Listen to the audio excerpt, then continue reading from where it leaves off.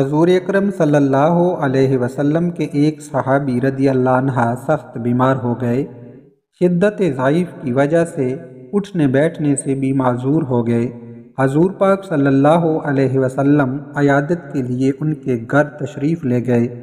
صحابی نے جب آپ صلی اللہ علیہ وسلم کو دیکھا تو خوشی سے نئی زندگی محسوس کی اور ایسا معلوم ہوا کہ جیسے کوئی مردہ اچانک زندہ ہو گیا ہو۔ زہ نصیب اس بیماری نے تو مجھے خوش نصیب کر دیا، جس کی بدولت میرے غریب خانے کو شاہ دو عالم صلی اللہ علیہ وآلہ وسلم کے پائے اقدس چومنے کی سعادت حاصل ہوئی۔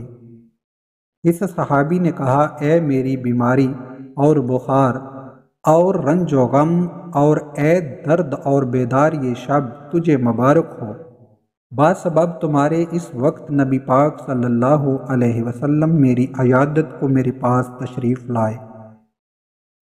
جب آپ صلی اللہ علیہ وآلہ وسلم ان کی عیادت سے فارغ ہوئے تو آپ صلی اللہ علیہ وسلم نے ارشاد فرمایا، تمہیں کچھ یاد ہے کہ تم نے حالت صحت میں کوئی نامناسب دعا مانگی ہو؟ انہوں نے کہا، مجھے کوئی یاد نہیں آتا کہ کیا دعا کی تھی۔ تھوڑے ہی وقفے کے بعد حضور صلی اللہ علیہ وسلم کی برکت سے ان کو وہ دعا یاد آ گئی۔ صحابی نے عرض کیا کہ میں نے اپنے اعمال کی کوتاہیوں اور خطاؤں کے پیش نظر یہ دعا کی تھی کہ اے اللہ تعالیٰ، وہ عذاب جو آخرت میں آپ دیں گے وہ مجھے اس عالم دنیا میں دے دیں تاکہ عالم آخرت کے عذاب سے فارغ ہو جاؤں۔ یہ دعا میں نے بار بار مانگی، یہاں تک کہ میں بیمار ہو گیا اور یہ نوبت آ گئی کہ مجھ کو ایسی بیماری نے گھیر لیا کہ میری جان اس تکلیف سے بے آرام ہو گئی۔ حالت صحت میں میرے جو معمولات تھے، عبادت و ذکر الہی اور وظائف کرنے سے عاجز اور مجبور ہو گیا۔ برے بلے اپنے بیگانے سب فراموش ہو گئے۔ اب اگر آپ صلی اللہ علیہ وآلہ وسلم کا روئے اقدس نہ دیکھتا تو بس میرا کام تمام ہو چکا تھا۔ آپ صلی اللہ علیہ وآلہ وسلم کے لطف و کرم اور غم خواری نے مجھ کو دوبارہ زندہ کر دیا۔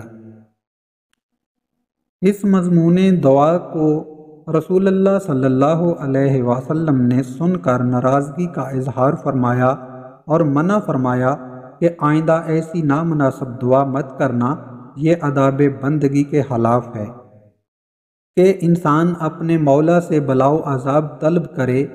انسان تو ایک کمزور چیونٹی کی مانند ہے، اس میں یہ طاقت کہاں کہ آزمائش کا اتنا پہاڑ اٹھا سکے۔